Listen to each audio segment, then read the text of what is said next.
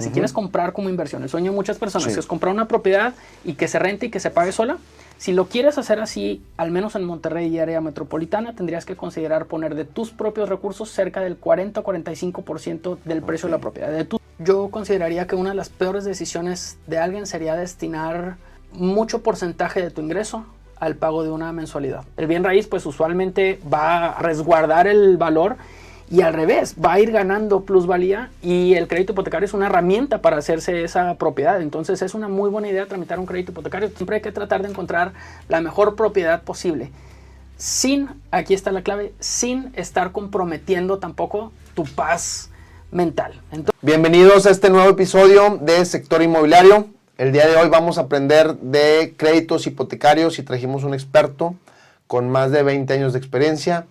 Daniel Chavarri, bienvenido. Muchas gracias, Alex. ¿Cómo estás? Pues bien, aquí andamos inquietos de aprender más de temas hipotecarios. Te agradezco mucho la invitación, les agradezco mucho. Vamos a sacarle mucho jugo a esos 20 años, ¿eh? Ya veremos. A ver, dando un poquito de contexto, ahorita me platicabas, empezaste a los 23 años. Exactamente, Alex. Empecé este año, justo cumplo 20 años siendo broker hipotecario, es correcto. Ok. ¿Te ves joven? ¿Que empezaste a los 15 años o qué? No, bueno, empecé a los 23 años. Okay. Estaba todavía estudiando carrera, a punto de graduarme, si no me equivoco. Ajá. Y pues sí, empecé en el brokeraje. Fue mi primer trabajo formal y ya me quedé ahí. ¿Te gustó el medio? Exactamente. Qué bueno y que nos puedas compartir tu experiencia. Te agradezco mucho. Oye, Daniel, te pregunto, ¿qué tan mala idea es sacar un crédito hipotecario hoy en día? No es para nada mala idea, Alex. De hecho, yo consideraría que es lo contrario.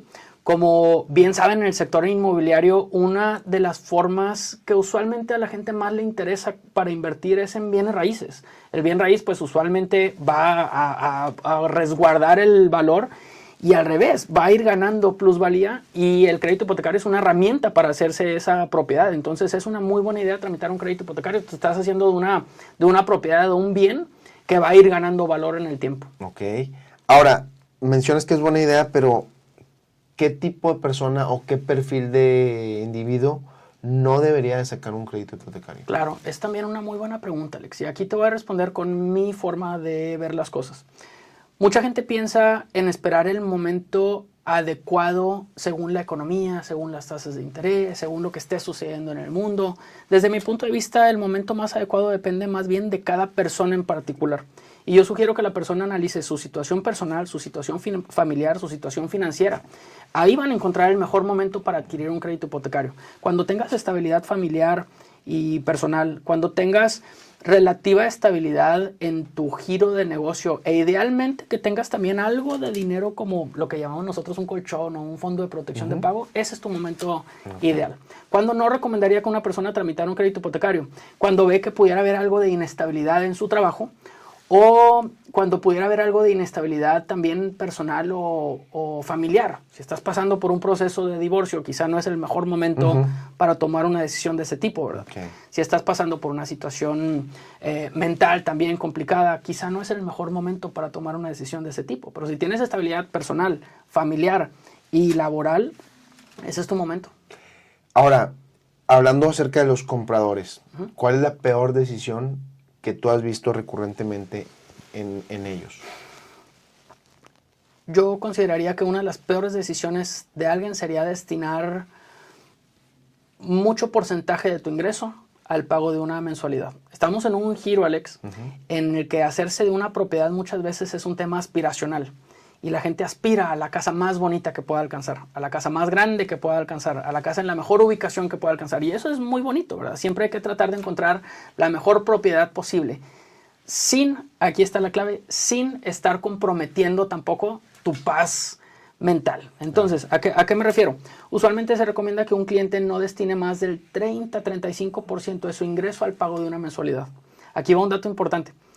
Según las matemáticas del banco, tú te puedes endeudar o pagar una mensualidad que equivalga a entre el 50 y el 60% de tu ingreso al pago de una mensualidad. Okay. Eso sí se puede. Bajo la política del banco es totalmente posible.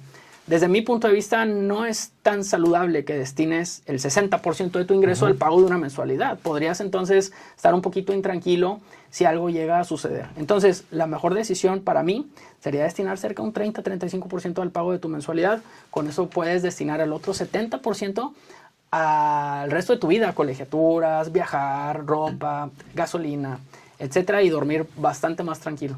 Fíjate que yo pienso que el dinero sirve para dos cosas. Para darte felicidad, Claro. ¿sí? O para darte tranquilidad, Claro. ¿sabes? Ahora, lo ideal es que estén las dos en tu vida, ¿no? Claro. Y sin embargo hay mucha gente que se va de plano así como que al momento. Claro. Sí, de no, Exacto. sí, y quiere la experiencia, y quiere el viaje, y quiere la casa, y quiere el carro, y entonces, pues sí, vive el momento, pero pues se agota el recurso, ¿no? Totalmente. Digo, está el otro extremo de, oye, mucha tranquilidad, ahorro y nunca disfruto, Exacto. que llega a suceder, pero pues podemos con prudencia tener las dos. Balancear las dos cosas, totalmente, exactamente. Ahorita nos platicabas, Daniel, de cómo tú, o de cuándo tú llegaste al tema inmobiliario, pero ¿quién te invitó?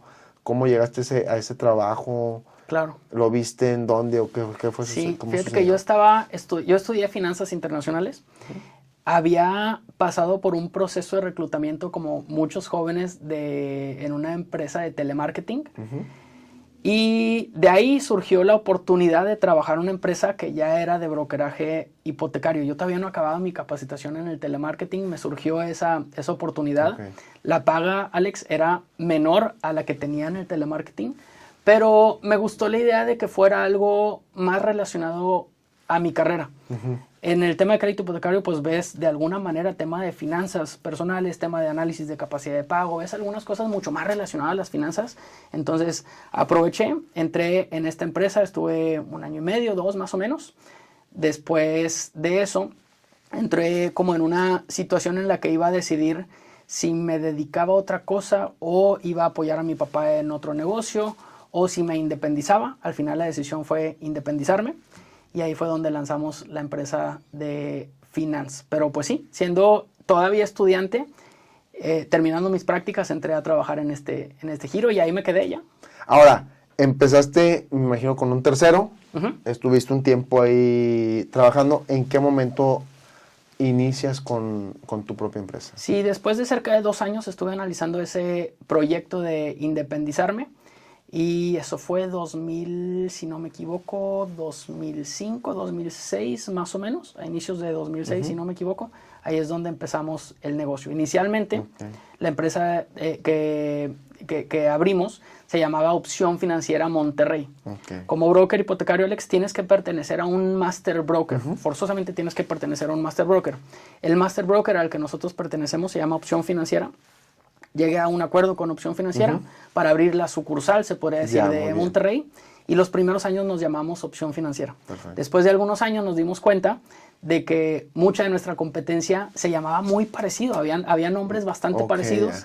Por tema de diferenciarnos un poquito, hablamos con Opción Financiera, teníamos la libertad de cambiar de nombre y cambiamos al nombre de Finance. Eso, si no me equivoco, sucedió por ahí de 2010, 2011 más o menos. Entonces la empresa nada más cambió de nombre. De Opción Financiera Monterrey a Finance. Yeah. ¿Y en qué momento te incorporas a AMPI? ¿En qué momento me incorporo a AMPI? Muy buena pregunta. Fíjate que yo, por ahí, ¿qué sería? De 2014, 2015, empecé a recibir ocasionalmente invitaciones a desayunos de AMPI, los desayunos que organizaban algunos viernes. Me invitaban varias personas. Me invitaba, si no me equivoco, Blanquita Garza me invitó algunas veces. Fernando González Rocha me parece que también me invitó. Y a mí me parecía súper interesante acudir a esos desayunos. 1, porque daban una capacitación que me parecía relevante. Y 2, porque yo veía, Alex, que había una integración entre los asociados, se llevaban muy bien y había como esa camaradería. Las primeras veces que acudí a AMPI fue como invitado a los desayunos, hasta cerca de, ¿qué sería? 2018 más o menos, ya me integré formalmente a la asociación. Ok. Así es. En el 2018 y en el 2020, ¿qué pasas como presidente? En 2020 me invitan a ser parte del consejo. Bueno, me invitaron primero a ser parte más bien, a ser candidato a consejero para el ciclo 2020-2021. La verdad no sabía muy bien de qué se trataba, me explicaron un poco por encimita. Puse mi firma como candidato y resulta ser que pues nos votaron y salimos favorecidos con la votación de la asamblea, de los asociados. Y ya dentro de los 6 consejeros me votaron para ser vicepresidente, entonces me tocó en 2020 ser vicepresidente de Cayetano Santos, a quien le mandamos un saludo. Él era nuestro presidente, yo fui su vicepresidente. Y el año siguiente pues me tocó el rol de ser presidente de AMPI Monterrey. ¿Y qué aprendiste durante ese año? La verdad es que no acabaría de decirte los aprendizajes, Alex, por varias razones. Primero, durante muchos años siendo broker yo he trabajado al lado de los asesores inmobiliarios. Creo que he aprendido trabajando al lado de los asesores inmobiliarios a detectar no solamente qué necesitan mis clientes en el crédito, sino qué necesita un asesor inmobiliario. O sea, cuál es el proceso que llevan ustedes desde la captación de una propiedad, la búsqueda de un prospecto, elegir el cliente adecuado para la propiedad adecuada. Ustedes tienen que saber temas de evaluación, de impuestos, de marketing, de negociaciones, un poco también de créditos hipotecarios. Tienen que saber un montón de temas. Entonces, estar en la presidencia, en el consejo y luego en la presidencia de AMPI me hizo todavía reforzar mucho más mi conocimiento del sector inmobiliario como tal. O sea, de qué es lo que realmente hacen y qué es lo que realmente le duele al asesor inmobiliario y cómo un broker hipotecario puede ayudarles a solucionar eso. Eso por un lado. Por otro lado, en el tema de la asociación, Alex, y a ti te toca también estar en estos momentos siendo parte del consejo, vas aprendiendo a trabajar con personas de giros diferentes, de generaciones diferentes, de especialidades diferentes a ti, y eso también es un aprendizaje importante.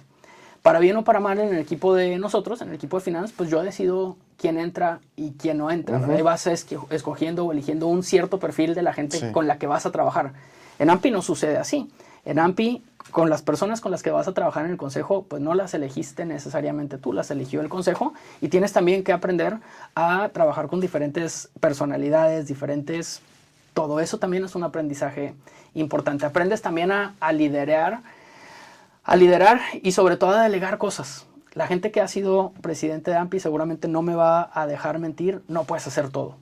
Si tú encuentras o si te ponen sobre la mesa todo lo que hay que hacer en la asociación, mucho trabajo, no terminas. Son muchísimas cosas. Entonces tienes que elegir bien cuáles van a ser tus batallas, en qué te vas a enfocar y luego saber delegar para cada comité y cada proyecto que se encargue de sacar adelante cada una de esas metas. Porque si lo intentas hacer tú solo, evidentemente no vas a poder. Entonces son algunos de los muchos aprendizajes que me dejó. Qué bueno, Daniel, por compartir. Digo, ya me abrumó toda la responsabilidad que eso conlleva. Pasando un poquito nuevamente al tema de los créditos. Mucha gente lo usa como una inversión, ¿sí? como un vehículo de inversión, el crédito hipotecario para adquirir una propiedad. Ahora, desde esa perspectiva, la renta, ¿qué paga? ¿El capital? ¿El interés? ¿Es inversión? ¿No es inversión? Claro. ¿Cómo funciona? Mira, me voy un paso para atrás.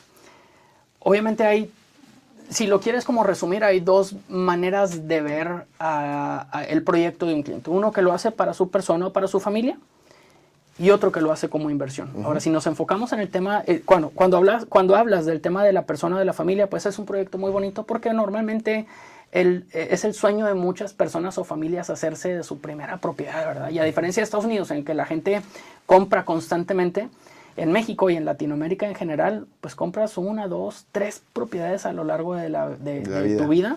Y es un proceso muy bonito del que formas parte. Si ahora nos enfocamos en el tema de verlo como una inversión, esto puede variar un poco dependiendo de la ciudad, dependiendo del mercado, etc. Pero si vas como generalizando, aquí va un dato importante, para que el pago de la renta pague una hipoteca, o sea, si quieres comprar como inversión, el sueño de muchas personas es comprar una propiedad y que se rente y que se pague sola. Si lo quieres hacer así, al menos en Monterrey y área metropolitana, tendrías que considerar poner de tus propios recursos cerca del 40 o 45% del precio de la propiedad, de tus propios recursos. Tu enganche tiene que ir en ese porcentaje. Tu enganche tiene que ir en un 40 o 45%. ¿Para qué? Para que el crédito sea de un 55 o 60% del valor de la propiedad. Y si es así, lo que vas a pagar de hipoteca más o menos va a ser equivalente a lo que vas a recibir de renta. Esto sucede en lo general en área metropolitana y alrededores, ¿no? Puede variar un poquito dependiendo del mercado. Pero esa es la manera en que se puede pagar sola, que es lo que la mayoría de la gente que lo hace como inversión está buscando, que la renta pague solo mi mensualidad. No quiere decir que si pones menos desembolso no se va a poder. Solo tienes que estar consciente que si pones menos recursos de tu parte, vas a necesitar más crédito y la renta no va a cubrir la totalidad de tu mensualidad. Vas a tener tú que completar un poquito de la mensualidad. Sí. Con la gran diferencia, Alex, de que la mensualidad la vas a fijar, siempre vas a pagar lo mismo.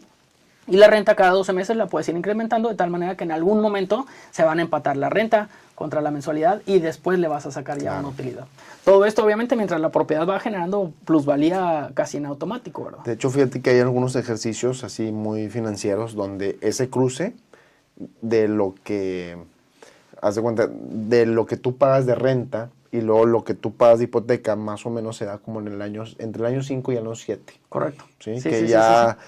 La renta empezó a subir, bueno, pues ya le llegó, ¿no? Claro. Los primeros años pues le tienes que meter un poquito. Eso va a suceder cuando pones menos del 40% de tus recursos. Y sí, en algún momento la renta va a empatarse con la mensualidad y luego ya te quedas con una utilidad. Sí, que por ejemplo, no sé, yo veo gente que compró hace 10 años, ¿no? Que sigue pagando a lo mejor su hipoteca así, pero pues la casa vale 3 veces más, claro. Pues ya rentarla y comprarla ya no es diferencia, ¿verdad? Exactamente. O sea, porque lo hiciste hace 10 años, que a lo mejor si ahorita lo vas a adquirir, pues tu hipoteca va a ser 3 veces más que hace 10 años. Exactamente. Va subiendo el valor, correcto. Daniel, ¿por qué al principio se paga más interés? ¿Por qué al principio se paga más interés? Esa es una también muy buena observación, Alex. Cuando una persona ve por primera vez una tabla de amortización, se asustan porque ven que la mayoría de su mensualidad se va a intereses. Un poquito se va a capital y otro tanto se va a seguros. ¿Por qué? Porque los intereses se calculan en función del saldo que debes. Entonces, el banco te va a poner una tasa de interés, por ejemplo, 10%, por decir algo. Vas a pagar 10% del saldo que debes y te va a poner una mensualidad fija. Como la mensualidad es fija, pero cada vez debes menos, cada vez el porcentaje que va a intereses es menor y el porcentaje que va a capital es mayor. Entonces, fijas una mensualidad, pero la parte de intereses siempre está en función del saldo insoluto que va bajando el pago de intereses y va subiendo el pago de capital. Ya. Ahora, cuando tú terminas de pagar una casa bajo un crédito hipotecario, supongamos el promedio de la vivienda en Monterrey, 3 millones de pesos. En realidad, ¿cuánto pagas? Ah, qué buena pregunta también. Este es un buen dato para los que nos están escuchando. Si pides un crédito hipotecario a 20 años y dejas correr los 20 años del saldo que pediste y nunca haces pagos adelantados, vas a terminar pagando cerca de 2.4, 2.5 veces lo que solicitaste. Okay. Si pediste un crédito de 1 millón y ves una tabla de amortización, vas a darte cuenta que al final vas a pagar cerca de 2.400.000 pesos a 20 años. Si lo dejas correr. Si el ejercicio lo haces a 15 años, al final vas a pagar cerca de 1.9 o 2 veces el monto que pediste. Para el mismo ejercicio, si solicitaste 1 millón de pesos, al final vas a pagar 1.900.000 o 2 millones de pesos si lo dejas correr. Okay. Y aquí la clave está en si lo dejas correr. Porque una de las claves también para reducir el costo de tu hipoteca es que cada vez que puedan abonen a capital. El dinero va directo a capital, eso hace que se reduzca el costo de la hipoteca.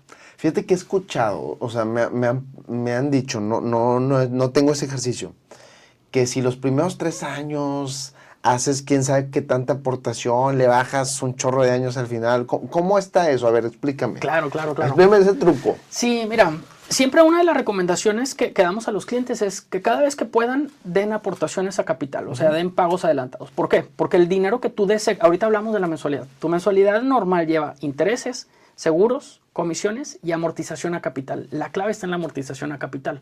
La amortización a capital es lo que hace que tu saldo baje. Regresando a la pregunta, todos los pagos extras que tú hagas como pago adelantado van directos a capital. Entonces le pegas al saldo insoluto, eso hace que el costo de tu crédito se vaya reduciendo. La recomendación usualmente es que entre antes hagas los pagos adelantados, mucho mejor. Los primeros 5, 6, 7 años, mucho mejor. Entre antes hagas los pagos adelantados, tiene mejor impacto. No quiere decir que ya en medio de tu crédito o al final de tu crédito no te convenga. Siempre te va a convenir hacer pagos adelantados porque el dinero va directo a capital.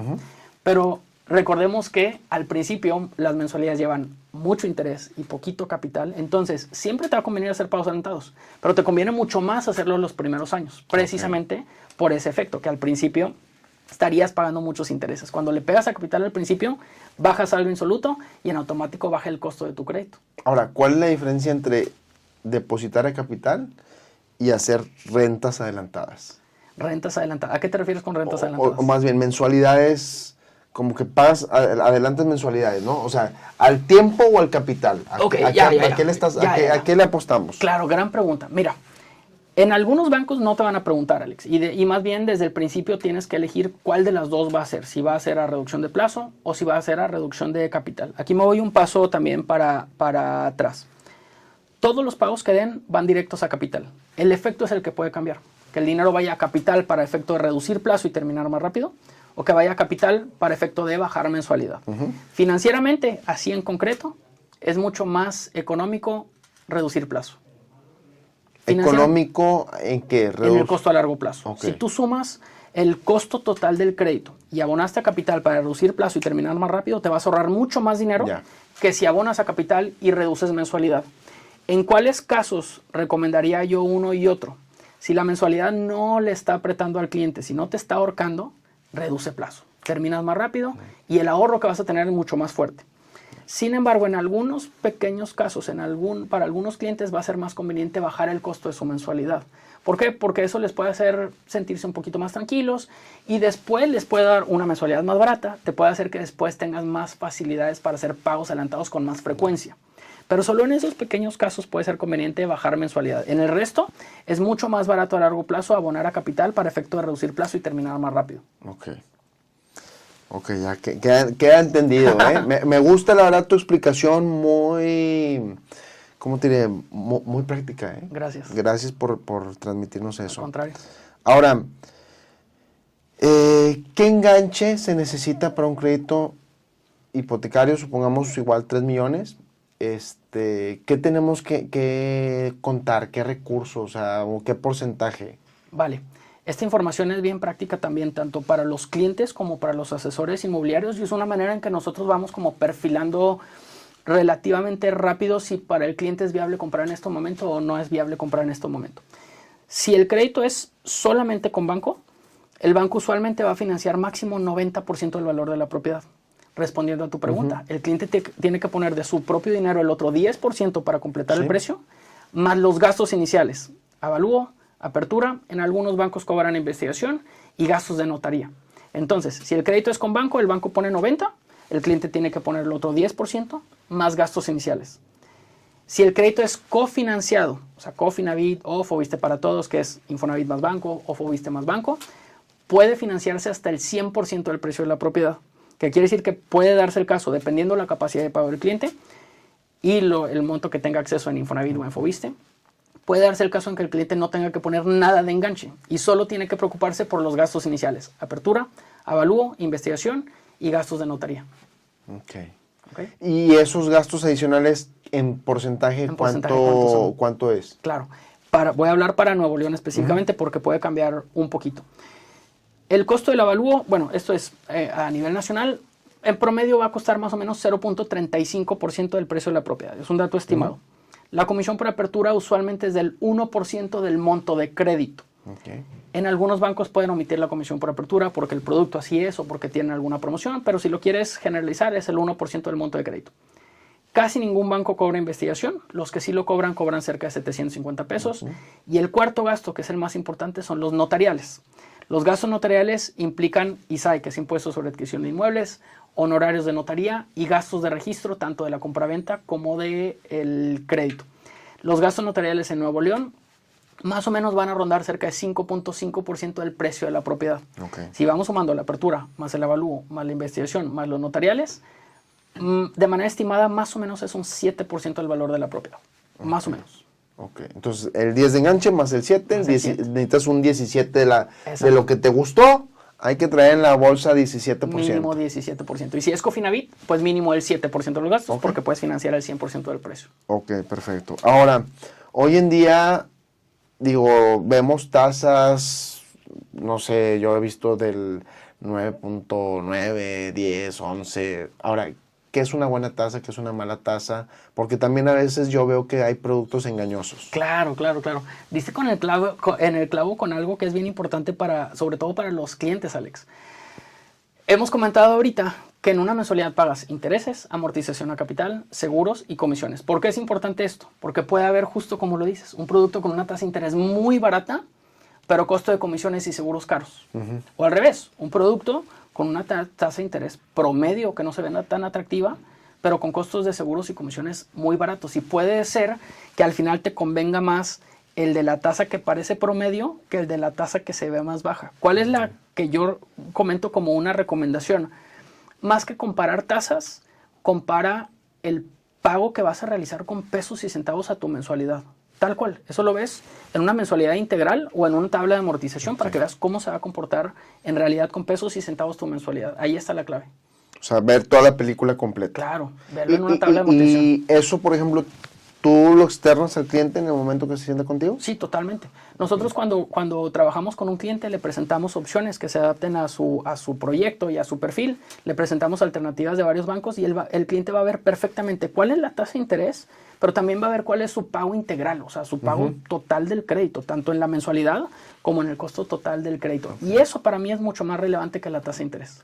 Al momento de decidir un crédito, ¿cuáles son algunos errores que te pueden costar caros? Ok, primero dejarse llevar por el banco que ya conocen e ir directo al banco que ya conocen porque es el banco con el que están familiarizados.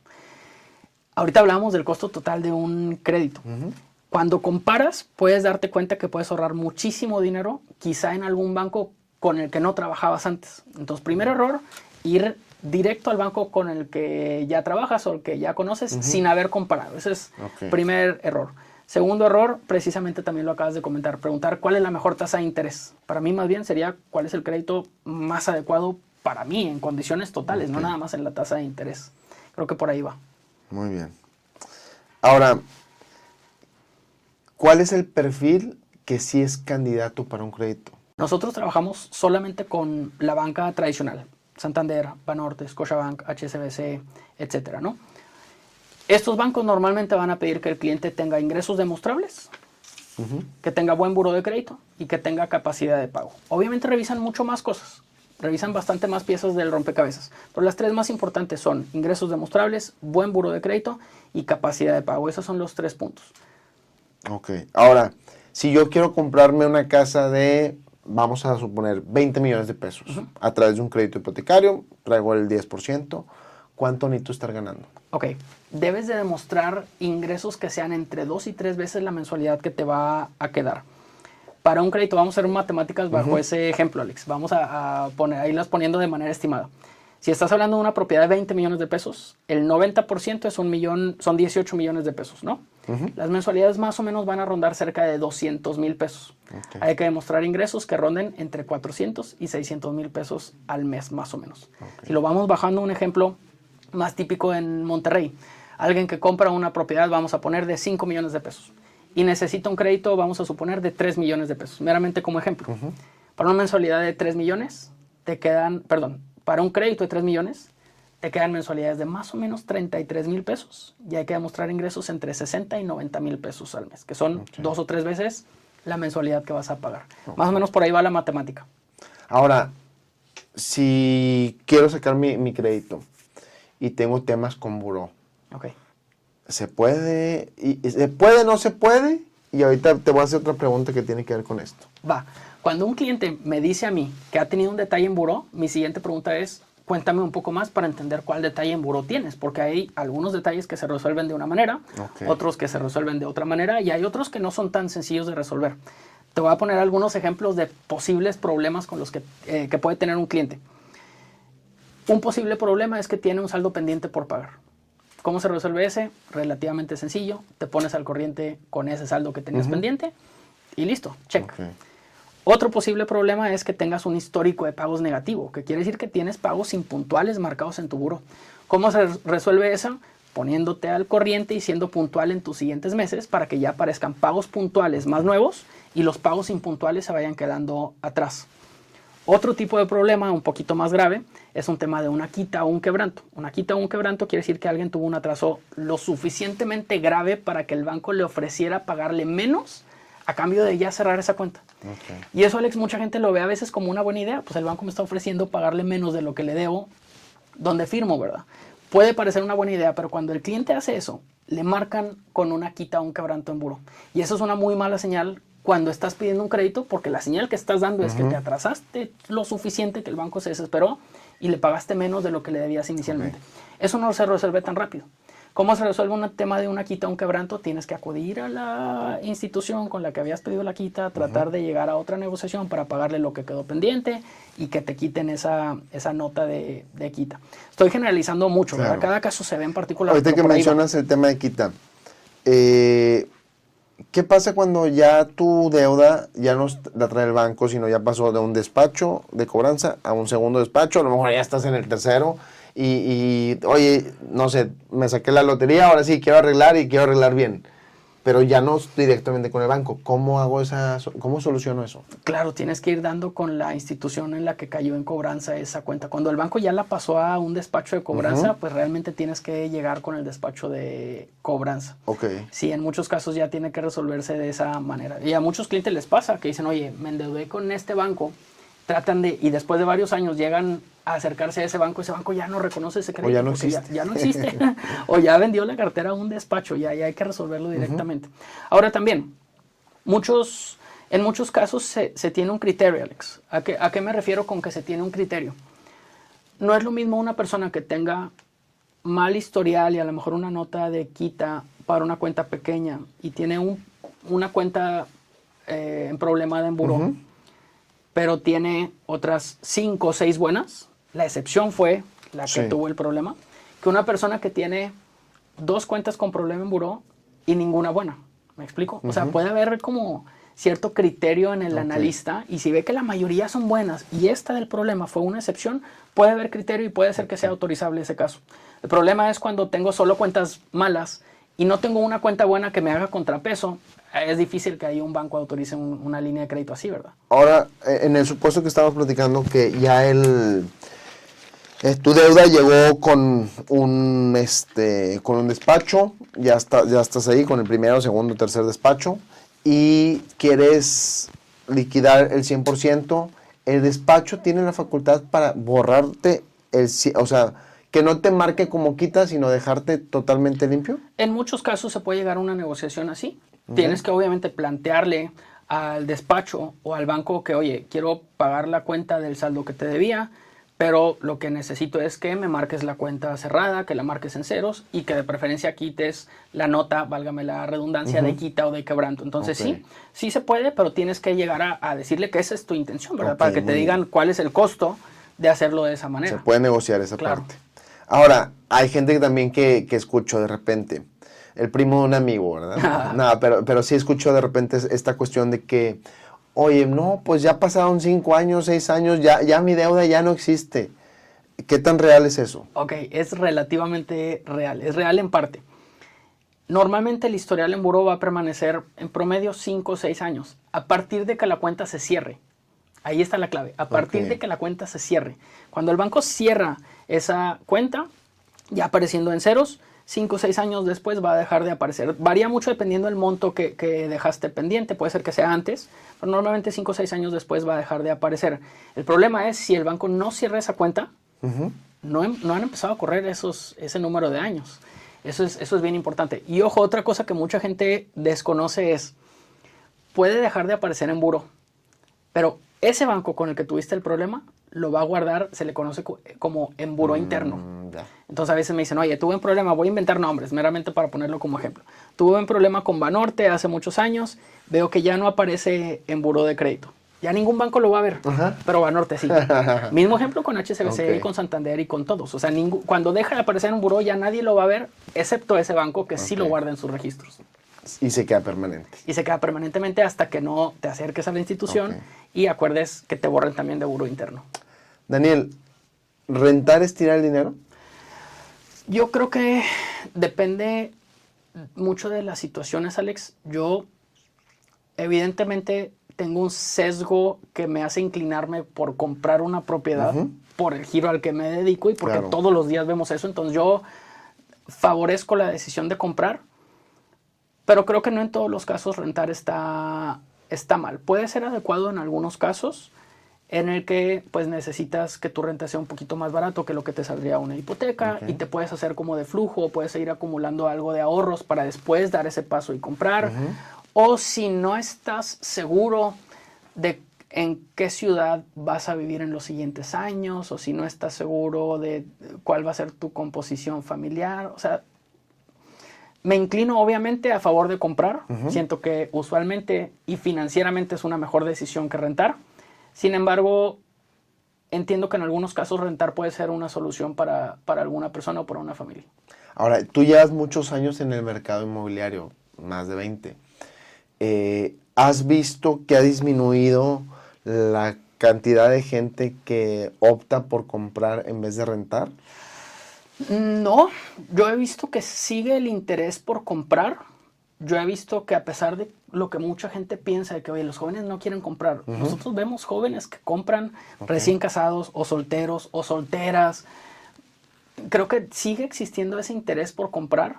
Lo que sí he notado es que los precios de las propiedades contra los ingresos de los clientes hacen que cada vez sea no tan sencillo realizar ese paso. Se necesita de algo de disciplina para acumular, como le decíamos ahorita, pues algo de dinero para el enganche, algo de dinero para los gastos iniciales. Se necesita tener disciplina para poder ahorrar ese dinero y dar el paso y alcanzar una propiedad que te dé tu capacidad de crédito contra los ingresos que puedes demostrar. Entonces, siento que sigue habiendo ese interés, aunque desde mi punto de vista sí se va haciendo un poco más complejo cada vez ese paso. Ok. ¿Y existe alguna estrategia, alguna fórmula para terminar de pagar un crédito más rápido? Claro, sí. Normalmente recomendamos que el cliente dé pagos anticipados cada que pueda. Y siempre decimos, la máxima podría ser, trata de dar el equivalente cuando menos a 1 o 2 mensualidades extras cada año. Eso va a hacer que reduzcas muchísimo el tiempo de tu crédito. 1 o 2 extras cada año. 1 o 2 extras, claro. Hoy recibiste un bono, recibiste un aguinaldo. O si eres independiente, tuviste un mes más bueno que otros. Trata de aprovechar algo de dinero y abonarlo a capital. Cuando abonas el equivalente a 1 o 2 mensualidades extras al año, vas a reducir mucho el plazo y el costo del crédito. Ok, fíjate que eso me gusta, porque de repente podemos ver de que no, pues es que le tengo que soltar $500,000. No te esperes a esa cantidad. Claro, exacto. O sea, oye, este mes fue bueno, pues en vez de 1 le he hecho 2. Exacto. Y con 2 al año ya estás... Con 2 al año va reduciendo mucho el costo del crédito, el impacto en el costo total. Ok, claro. Interesante. ¿Cómo liquidar una propiedad en 10 años? ¿Cómo liquidar una propiedad en 10 años? Cuando abonas cerca de 2 mensualidades extras al año, si no me equivoco, reduces el plazo de un crédito de cerca de 20 años a cerca de 12. Más o menos. Por ahí va más o menos la matemática. Puede variar dependiendo del banco y dependiendo del producto. Pero eso es lo que sucede cuando abonas cerca de 2 mensualidades al año. ¿Qué tendrías que hacer para terminar en 10 en lugar de 12? Pues abonar a lo mejor 2.5 mensualidades al año extras. Más o menos por ahí iría. Qué buena y qué interesante, ¿eh? Ahora, ¿en el tema de créditos existen fraudes? En el tema de créditos sí existen fraudes. No es tan sencillo que a un banco se le meta un gol porque evidentemente tienen cada vez más, ha ido evolucionando el análisis de los bancos y el banco se apoya con su área jurídica, con su área de avalúos, con la notaría para revisar que todo esté en absoluto orden. Entonces es complicado. Seguramente sí hay alguna manera de meterle un gol a un banco, pero no es tan sencillo. Los bancos, Alex, revisan un expediente de la A a la Z y entre más monto de crédito estés pidiendo, más lo revisan. Y te implican revisar obviamente documentos generales del cliente, identificaciones, actas de nacimiento, comprobantes de domicilio, etcétera. Implican revisar comprobación de ingresos, que ahora, por ejemplo, para un asalariado van a pedir un reporte de semanas cotizadas, que se descarga del IMSS o desde un sistema que conecte con IMSS. Piden recibos de nómina que estén timbrados y van a revisar que el timbre sea oficial y que no sea un timbre fraudulento. Van a pedir estados de cuenta y van a revisar que el estado de cuenta traiga el timbre y que también sea un estado de cuenta oficial. Eso para asalariados nada más. Para un independiente van a pedir una constancia de situación fiscal, van a pedir estados de cuenta y van a revisar también que todo esté timbrado. En algunos casos van a revisar también que el pago de impuestos de los ingresos estén en orden, en otros no revisan tanto. En el caso de un accionista, revisan que el acta constitutiva esté bien constituida con los datos de registro, revisan estados de cuenta, revisan constancias de situación fiscal. La revisión es bastante exhaustiva y eso nada más para el comprador. De los documentos de la propiedad y del propietario, cuando hay un crédito hipotecario, el banco lo va a revisar en su área de avalúos, en su área jurídica y se va a apoyar también con la revisión de una notaría. Entonces tiene revisiones por todos lados. O sea, eso hace que sea complejo hacer un fraude de ese tipo en una operación de compraventa cuando hay un crédito. No te quiero decir que es imposible, pero es muy complicado que se dé algo así. ¿A ti te ha tocado de detectar estados de cuenta falsos? No nos ha tocado detectar que yo recuerde estados de cuenta falsos.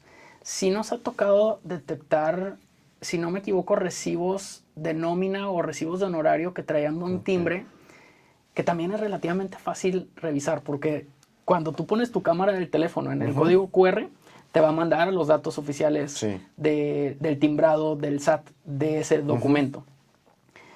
Hay que tener los ojos bien abiertos para revisar que el timbre sea oficial y que te lleve a la página oficial del timbrado, porque luego también los que entran en tema de fraudes hacen una liga que se parece mucho a la liga del SAT. Pero si abres bien los ojos, te puedes dar cuenta si está timbrado de verdad o si es un timbrado de mentiras. Eso sí nos ha tocado detectar. O gente también, Alex, que a veces nos dice, esto es bien importante, gente que nos dice, oye, estoy casado, pero quiero que me marques como si estuviera soltero. Es peligrosísimo hacer algo así. Si estás casado, tengo que saber si estás casado por bienes separados o por bienes mancomunados.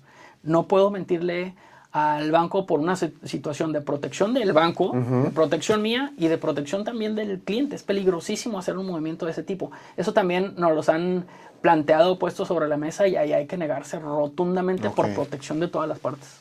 ¿Qué pasa si a un cliente miente, procede el crédito y pues no sé, a lo mejor el esposo está en buró, la esposa no, pues pasó la esposa, ya se dio el crédito, ya se escrituró, pero de repente, no sé, bota la información que ahí hubo algo mal, pero pues ya está todo hecho? ¿Qué sucede? Claro, si hubiera una situación de ese tipo, Alex, pueden suceder varias cosas. En el tema hipotecario, obviamente puede haber un castigo para el broker por haber mentido si estaba enterado de esa situación. Y el castigo para el broker puede ser perder su licencia como broker y que no pueda seguir operando como broker hipotecario. Eso es para el broker. Entonces puede haber un tema de multa, puede haber un tema de que te quiten la licencia. Para el cliente, si es un caso muy extremo, el banco también podría exigir la devolución del dinero que se le debe, porque se otorgó un crédito basándose en información que no era correcta. Es un tema bastante delicado. Y en temas ya no del crédito, sino también más como personales. Si una persona mintió y dijo que era soltera cuando en realidad estaba casada, vamos a suponer por bienes mancomunados, si la pareja se da cuenta que la persona compró como soltera y en realidad la pareja estaba casada por bienes mancomunados, pues puede pedir parte del derecho a la propiedad, porque por ley le correspondería, ¿me explico? Entonces es un tema no nada más hipotecario, sino también jurídico bastante interesante, delicado. Daniel, ¿cómo puedes detectar un broker falso? A nosotros como brokers, Alex, como te decía, tenemos que pertenecer a un master broker, pero no solamente tienes que pertenecer a un master broker, sino que para ser broker necesitas estar certificado por la Asociación de Brokers Hipotecarios de México.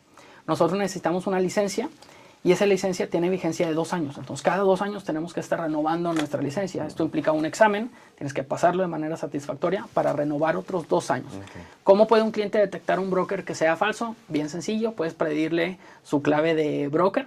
En la página de la Asociación de Brokers Hipotecarios de México vacías la clave de broker del asesor y ahí te das cuenta si es un asesor que está certificado o si no es así. Ahí vas a ver si está certificado, si está vigente y a qué empresa o a qué master broker pertenece. Ahorita que hablamos de temas de riesgos, brokeraje, fraudes, ¿cuál es la peor experiencia que te ha tocado vivir? Nos tocó este caso, afortunadamente nos han pasado muy pocos, pero nos tocó el caso de un cliente que pidió un crédito para construcción, empezó a construir, se metió en líos con los vecinos, al final ya no le dieron oportunidad de seguir la construcción de su casa y se quedó con una propiedad que estaba avanzada como al 30-40%, ya no pudo avanzar, ya no estaba dispuesto a pagar las mensualidades, el banco se metió en un problema porque tiene un cliente que no le paga mensualidades y tiene una garantía que no se terminó. Entonces, es un tema complejo. Obviamente ahí, Alex, es un tema que afortunadamente no es típico, nos pasó una sola vez, y ahí no hay mucha responsabilidad o a quién echarle la culpa es un tema bien complejo. Los vecinos. Sí, pero por ejemplo, al broker dices, pues el broker hizo su tarea, revisó los ingresos, revisó buro de crédito, revisó las actividades del cliente, revisó a qué se dedicaba. Por el monto que estaba solicitando el cliente, esta tarea la hizo el broker. Y aparte el banco asignó a un ejecutivo para entrevistarse con el cliente y conocieron también sus ingresos, su buro de crédito, su capacidad de pagos, el negocio al que se dedica. Entonces, el broker conoció al cliente, vio que todo estaba bien. El banco conoció al cliente y vio que todo estaba bien, pero pues life happens, o sea, se atravesó un tema extraordinario que vuelve una situación compleja, porque tienes un cliente que no paga mensualidad, que no terminó una propiedad, el banco ya soltó el dinero y se vuelve una situación bastante atípica y difícil. Que en esos casos muchas veces el recurso te lo dan por administración, ¿no? Cuando es de bajo construcción. En un crédito de construcción el banco se blinda, entre comillas, porque va soltando el dinero conforme avance de obra. Entonces, pues sí, relativamente contuvieron el problema porque le administraron hasta ese avance de obra y ya no siguieron administrándole el resto del dinero. Exactamente. Ahora, ¿qué pasa en un caso donde tú estás, solicitas el crédito, ¿sí? Estás construyendo y por una situación similar al tema de los vecinos, oye, te suspenden la obra, pero pues el interés está, te condonan esa parte, se puede negociar, o sea... Sí, ahí tienen que llegar a algún acuerdo de cuál es la intención del cliente, si se va a arreglar con los vecinos, si va a continuar la construcción de la propiedad o si va a desistir, ¿verdad? Dependiendo de cómo esté la situación. Otro caso también que nos pasó o que pasa en un crédito de construcción, Alex, y esto sí pasa un poquito más seguido que el otro ejemplo que te mencionaba, es que el cliente en un crédito de construcción tiene que presentar un proyecto y calendario de obra de lo que va a hacer y tiene una licencia de construcción. Sí. Si al cliente sobre la marcha se le ocurre hacer otra cosa o construir metros de más, el banco va entregando el dinero conforme avance de obra y se va asegurando que estés haciendo lo que dijiste que ibas a hacer. Si el banco se da cuenta que estás construyendo otra cosa diferente a la que dijiste que ibas a hacer o que estás construyendo metros de más, el banco ahí va a poner en pausa las administraciones y le va a decir, cliente, está perfecto que hayas cambiado de opinión y que quieras construir metros de más, pero yo ya no puedo soltarte más dinero. Necesitas primero arreglar y actualizar tu licencia de construcción para los metros que vas a construir de más y hasta que lo arregles, te vuelvo a fondear. Mientras no lo resuelvas, el banco pone en pausa las administraciones y el cliente se tiene que esperar a arreglarlo, bro. Esa es una situación que también es un poco más típica que la otra y la recomendación que damos a los clientes en un crédito de ese tipo es, si pides un crédito de construcción, explica en tu proyecto calendario de obra lo que realmente vas a hacer y apégate a eso, porque en caso contrario te van a detener el flujo de los fondos para construir. Ok. Daniel, cuando una persona tiene un crédito hipotecario, de repente quiere buscar un segundo crédito o a lo mejor un tercer crédito, no sé si existan cuartos créditos, o sea, ¿hasta cuántos créditos? Obviamente dependiendo de la capacidad de pago, pero tú has visto una persona con cuántos créditos al mismo tiempo. Qué buena pregunta también.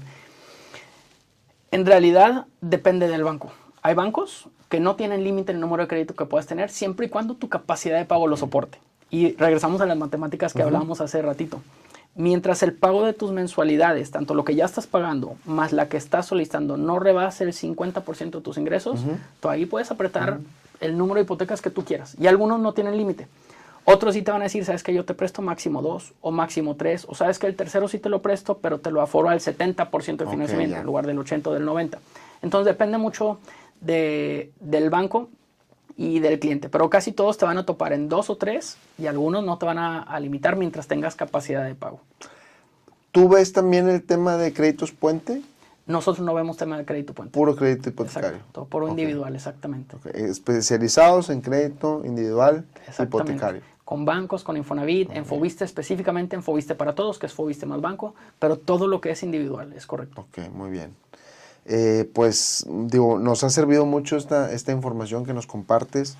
¿Qué consejo clave le darías a una persona que está buscando adquirir un crédito hipotecario hoy? Claro, primeramente muchas gracias por la invitación, Alex, y al equipo de AMPI les agradezco muchísimo. Y recomendación final para los clientes, cuando van a hacerse de una propiedad, elegir incorrectamente un crédito que no era adecuado puede traducirse ahí sí en dinero tirado a la basura por no haber comparado. ¿A qué quiero llegar? primera recomendación, acérquense con un broker para que les ayude a comparar diferentes alternativas. El servicio de un broker, por cierto, no tiene ningún costo porque al broker nos pagan los bancos. Entonces un broker le va a ayudar a un cliente a comparar diferentes opciones, a ver cuál opción realmente se ajusta más a lo que el cliente necesita. Eso sería lo primero. Lo segundo, que el cliente trate de no destinar más del 30% o 35% de su ingreso al pago de una mensualidad para que pueda dormir tranquilo, pueda hacer pagos anticipados con más frecuencia y que el costo de su crédito se vaya disminuyendo. Entonces apoyarse con un broker, comparar diferentes opciones y no apretar mucho tampoco sus finanzas personales. Ok, pues muchas gracias por tu tiempo, Daniel. Digo, tanto en este momento como en la asociación. Al contrario. Y pues bueno, pues que podamos seguir sumando a este sector inmobiliario en el que estamos. Así va a ser. ¿Sí? Les agradezco mucho y ahí estamos al pendiente para cualquier cosa. Gracias. Los invitamos a que le den like, lo sigan, compartan y no dejen de aprender más acerca del sector inmobiliario. Gracias.